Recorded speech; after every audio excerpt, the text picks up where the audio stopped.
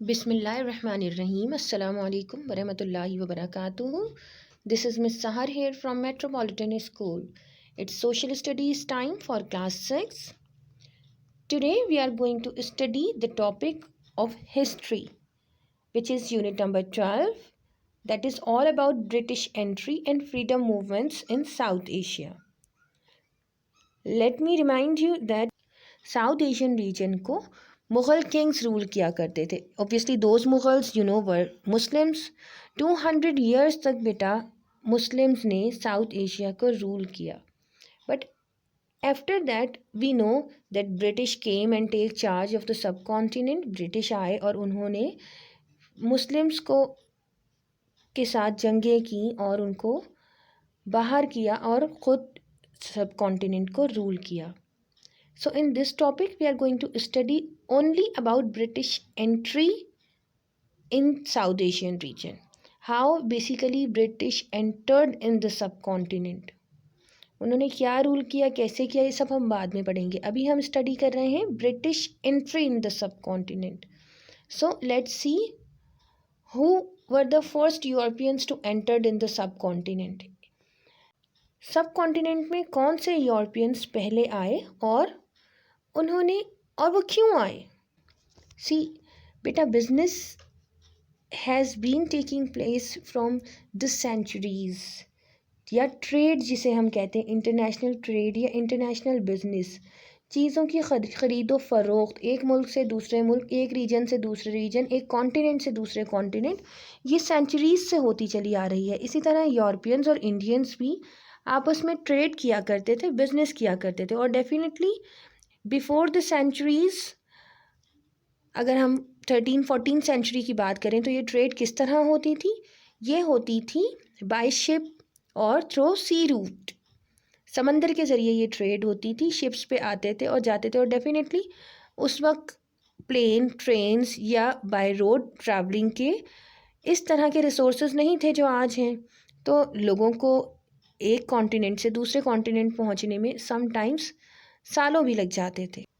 और जो business Europeans और इंडियंस के बीच में होता था, पर्टिकुलरली यूरोपियंस इंडिया जो आते थे वो आते थे स्पाइसेस के लिए. Spices is the thing which adds flavour to the dishes. खाने में वो चीज़ें जो फ्लेवर ऐड करती हैं, जैसे यहाँ पे आपको बहुत सारी चीज़ें नज़र आ रही होंगी, गरम मसाले की, हल्दी, मिर्चें, इन तमाम चीज़ों के लिए पर्टिकुलरली यूरोपियंस जो हैं वो ट्रेड किया करते थे इंडियंस के साथ. Then Vasco da Gama, he is the person, he was a Portuguese navigator. ये एक पोर्तुगीज़ नेविगेटर थे. नेविगेटर कहते हैं वो लोग जो बाय सी रूट ट्रैवलिंग करते हैं बहुत ज़्यादा, उनको नेविगेटर्स कहा जाता है. पोर्तुगीज़ नेविगेटर थे ये एक. इन्होंने 1948 में फर्स्ट टाइम बेटा यूरोप से, पुर्तगाल से, पोर्तुगीज़ से ट्रैवल किया. कहाँ? इंडिया. और वो सी रूट जो इन्होंने फॉलो किया वो आप इस रेड लाइन से देख सकते हैं बेटा. इन्होंने यूरोप से ट्रैवलिंग शुरू की और इंडिया आए ये थ्रू सी. और ये उस वक्त शॉर्टेस्ट सी रूट इन्होंने डिस्कवर किया था यूरोप से इंडिया के लिए. ऑलराइट. पोर्तुगीज़ ने 1948 के बाद इंडिया के साथ अपनी ट्रेड शुरू की, अपना बिजनेस सेंटर इंडिया को बनाया.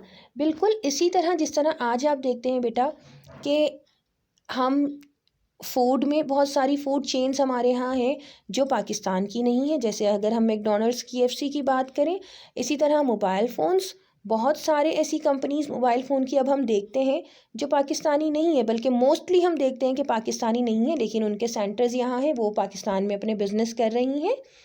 सेम एज़ हर चीज़, आप किसी भी फूड आइटम की बात कर लें, आप किसी भी मोबाइल एसेसरीज़ की बात कर लें, कंप्यूटर्स की बात कर लें, टीवीज़ की, जितनी भी चीज़ें हम यूज़ कर रहे हैं इसमें मोस्टली चीज़ें मेड इन पाकिस्तान नहीं होती हैं.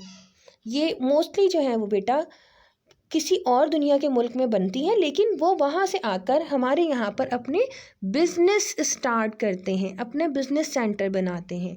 इसी तरह पुर्तगीज़ ने इंडिया में अपने बिजनेस सेंटर्स बनाए, लेकिन वो बहुत ज़्यादा लॉन्गर स्टे नहीं कर सके, क्योंकि right after them Dutch came over there and they form their own East India company. East India company Dutch की बेसिकली ये फॉर्म ही इसलिए हुई थी कि डच इंडिया में अपना बिजनेस सेंटर इस्टेब्लिश कर सके और वहाँ से प्रॉफिट अर्न कर सकें, राइट।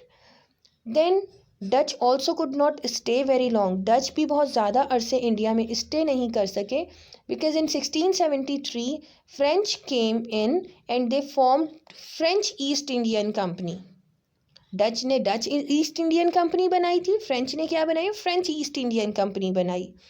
एंड व्हेन फ्रेंच केम, उन्होंने सबसे पहला काम किया, उन्होंने डच को वहाँ से इंडिया से उन्होंने डच को इंडिया से बाहर निकाला और ख़ुद वहाँ पे अपना बिज़नेस सेंटर शुरू किया, वहाँ से बिज़नेस शुरू किया। और वो बिज़नेस में और फ्रेंच बिज़नेस में इतने स्ट्रॉन्ग हो गए थे कि उन्होंने इंडिया को अपनी कॉलोनी बनाने के बारे में सोचना शुरू कर दिया। कॉलोनी से मतलब कि जब कोई मुल्क किसी दूसरे मुल्क पे कब्ज़ा करके वहाँ पे रूल करता है तो उसको उस मुल्क की कॉलोनी कहा जाता है। लेकिन फ्रेंच जब वहाँ बिज़नेस कर रहे थे और उनका बिज़नेस बहुत ज़्यादा इस्टेब्लिश हुआ, तो ब्रिटिश का इंटरेस्ट भी बहुत ज़्यादा बढ़ गया कि हमें भी यहाँ से प्रॉफिट ज़्यादा से ज़्यादा अर्न करना चाहिए। So British formed their own East India Company in 1600 AD। British ने ब्रिटिश ईस्ट इंडिया कंपनी बनाई कब, 1600 AD में। And their famous journal sir Thomas Roe visited Mughal Jahangir empire. Jahangir जो उस वक्त 1600 AD में इंडियन सब कॉन्टिनेंट को रूल किया करते थे, सर थॉमस राय ने जहांगीर को विज़िट किया और उनसे इजाज़त मांगी अपने बिज़नेस इस्टेब्लिश करने के लिए। Jahangir allowed him to establish the business. जैसे आज हम अपने यहाँ किसी को भी कहते हैं, वेलकम करते हैं कि आए हमारे यहाँ बिज़नेस करें ताकि हमारी कंट्री को भी प्रॉफिट हो। बट अनफॉर्चुनेटली उसके बहुत बड़े नुकसानात बाद में मुग़ल एम्पायर को सफ़र करना पड़े, जो कि हम अपने नेक्स्ट लेसन में विज़िट करेंगे।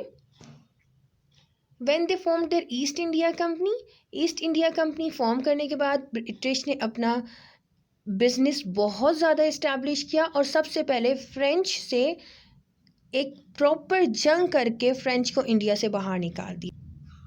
प्योरली बिज़नेस का पूरा प्रॉफिट किसने अर्न किया उसके बाद, ब्रिटिश ने। और उसके बाद ग्रेजुअली ब्रिटिश जो है वो पावर में आते चले गए और उन्होंने पूरे इंडियन सब कॉन्टिनेंट को रूल किया। ये हम अपने नेक्स्ट लेसन में पढ़ेंगे इंशाल्लाह बेटा। Now you have to do the home assignment. You have to read chapter number 12, page number 87 to 88 only. You have to do exercise C, question number 1, 2 in copy. I have explained these questions in the video as well, beta. Thank you so much. Allah Hafiz.